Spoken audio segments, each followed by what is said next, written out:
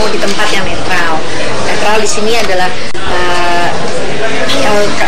yang lebih santai lah gitu ya, dan tidak berpihak kepada aku. Jadi kita memilih tempat yang juga yang santai, ya kita pilih tempat makan yang private.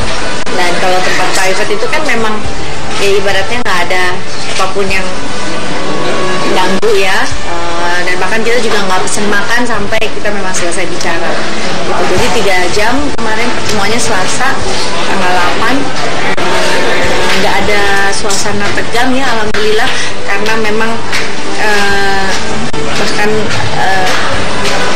lebih kepada suasana ini ya, saling bicara, saling bertukar pikiran dan juga tanggung jawab kita sebagai orang tua bagaimana mengimplementasikan parenting secara lebih baik. Di hadapan keluarga Anang dan suaminya sendiri, Raul Lemos, pelantun Mahandaya Cinta itu tak ingin menuding siapa yang menjadi biang keladi pencetus permusuhan dalam keluarganya. Sebaliknya, dengan legowo ia langsung meminta maaf kepada Raul atas ketidaknyamanan yang timbul akibat imbas ungkapan hati putra-putrinya di media sosial. Tak dipungkiri pula, sebagai orang tua mereka kecolongan membiarkan Aurel dan Azriel kebablasan mencari eksistensi dengan media sosial.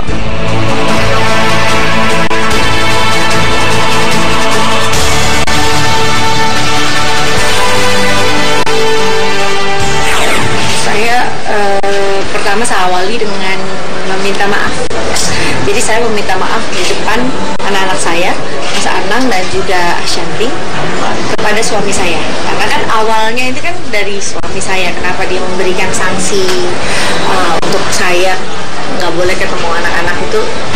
Jadi karena anak-anak saya telah melakukan satu hal yang memang menyinggung perasaan suami saya. Jadi di situ di depan anak-anak, di depan pipinya anak-anak dan juga di depan Ashanti, saya minta maaf langsung kepada suami saya, dan suami saya juga dengan suara yang teduh ya, memang aslinya dia tuh kan gitu. Mungkin badannya aja yang besar, tapi suaranya tuh benar-benar bisa merangkul suasana anak-anak gitu ya.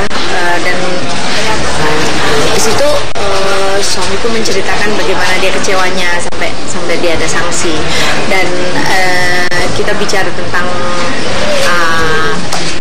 kedepannya anak-anak itu sudah ya, anak-anak 2 sulung saya ini kan punya tanggung jawab sebagai kakak gitu kan, dari Arsi, dari Amora dan Kellen. Jadi kedepannya setelah ini akan banyak lagi masa-masa indah yang memang kita harus bersama-sama. Saya melanjutkan pembicaraan Mas Anang bahwa memang tentu ya sebagai orang tua kan kita kecolongan anak-anak seperti ini gitu. Mereka lahir di saat zaman gadget yang sepertinya memang tempat untuk berekspresi, kayaknya nulis itu lebih enak daripada ngomong gitu. Kan di era yang sekarang kan memang bebas berpendapat ya, artinya mau berpendapat, mau nulis apapun sekarang di media sosial memang bebas, tinggal tergantung kita. Sekarang ada artis-artis yang melaporkan kalau memang ternyata sudah perbuatannya kurang menyenangkan dan dirasa memang berbahaya gitu ya. Gitu. Jadi bebas kita aja. Cuma bagi aku memang media sosial sekarang memang ya kita bebas berkomentar apapun. Aku pun sekarang gini aja, kalau yang udah nyakitinnya terlalu parah tinggal blok, hapus. Tapi kalau cuma ngatain Mbak Shanti jelek, Mbak Shanti gendut, Mbak Shanti apa, ya sudahlah, gitu-gitu mah nggak apa-apa kali. Tapi kalau yang sudah terlalu misalnya memancing atau memperkeruh yang gimana, kecuali yang kejadian belakang ini terlalu banyak, jadi nggak bisa dihapus atau di blok ya gitu. Tapi kalau misalnya cuma dikit-dikit nggak enak, dan aku juga bukan orang yang tipe ngebacain komen. Kalau udah ngepost bacain sebentar, habis itu udah gitu. Yang udah lama-lama mah nggak dibaca-bacain gitu. Jadi kadang ada fans kita yang geng hijau nggak tahu, bunda kita ada yang nulis gini, apalagi ada yang kemarin beberapa kali misalnya nulis kata-ngatain baby aku gitu yang sampai parah. Kalau cuma ngatain dulu babynya misalnya nggak jelek atau apa, aku masih nggak apa-apa. Bagi aku ya itu manusia gitu. Tapi kalau udah ngatainnya yang membahayakan gitu ya buat si bayi, ya udah pasti aku blok gitu. Dan aku lihat memang biasanya yang begitu tuh yang nggak ada followersnya atau buat akun palsu, memang sengaja buat ngebully gitu. Jadi ya udahlah, nggak usah diperpanjang gitu.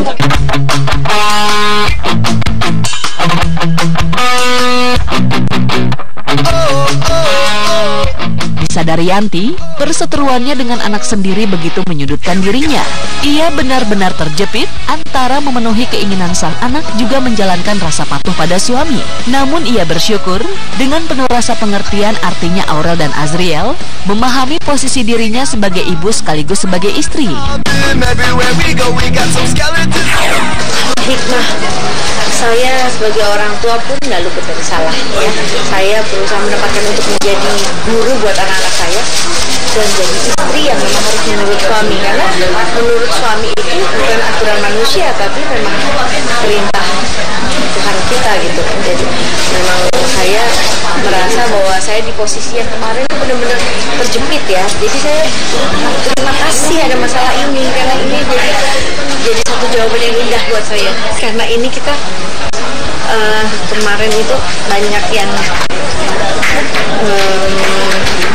apa ya, suami saya itu kecewa kenapa saya di-judge gitu banyak gitu. Terus suami saya juga kecewa karena masa anak-anak ketemu ibunya itu nggak banyak gitu aja, baru menyampaikan itu ke depan mas anak.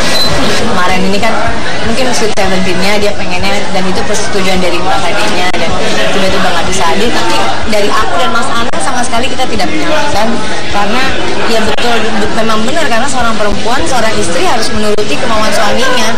Yang ibaratnya kalau kata di agama yang aku anut ya, memang kalau suami melarang kita ketemu ibu aja nggak boleh, ya kalau kita nggak boleh, kita nggak boleh ketemu. Tapi kan nggak mungkin lah suami ngelarang ketemu ibu, nggak bener lah kan gitu. Tapi kalau misalnya apa namanya, kalau permasalahan ini kan memang mungkin ada masalah sebelumnya gitu, bukan nggak boleh ketemu, tapi mungkin bahasanya kemarin membatasi supaya apa namanya tidak terlalu sering mengakses atau gimana, aku juga nggak begitu paham. Tapi yang jelas mungkin ada permasalahan yang membuat itu jadi terjadi gitu. Jadi aku lihat itu cuma kesalahpahaman. Insya Allah bisa cepat selesai, karena kita jangan, yang dewasa kita saling menurunkan ego, kita berpikir demi anak-anak. Anak-anak nggak boleh, anak-anak ini perkembangannya kan harus baik, psikologisnya harus bagus. Anak-anak nggak boleh merasa dengan keadaan ini mereka jadi korban gitu, itu nggak boleh. Jadi kita orang tua, baik dari pihak aku dan Mas Anang dan pihak Mbak Kadima Raul, aku yakin juga sama, pasti ingin segera melakukan pertemuan, dan semoga semuanya ini cepat selesai, cepat beres, dan nggak ada lagi yang begini-gini. Dan di tengah kebahagiaan menjalani bahtera rumah tangga bersama Raul, sosok diva pop tanah air ini diam-diam begitu mendambakan bisa melewati libur bersama dengan keluarga Anang, juga dua buah hati mereka. Kini semua itu tak mustahil lagi terwujud, tinggal menunggu waktu yang tepat untuk membuatnya menjadi nyata. Kita nggak bicara tentang kesepakatan terus presentasi anak-anak harus tinggal sama saya atau sama TV-nya. Enggak, kemarin itu lebih ke suasana apa ya, mencairkan permasalahan yang atau asumsi yang nggak baik, atau kemarin itu kita melebur jadi satu gitu aja. Karena kita melebur untuk anak-anak kita gitu loh, bahwa kedepannya akan banyak lagi agenda-agenda bersama yang kita harus jalanin. Keinginan suami saya, kita juga keinginan Ashanti juga, kita bisa berlibur sama-sama. Itu subhanallah, mungkin itu udah rencana Gusti Allah, dan itu adalah ujung daripada hadiah, daripada doa-doa saya tiap malam gitu.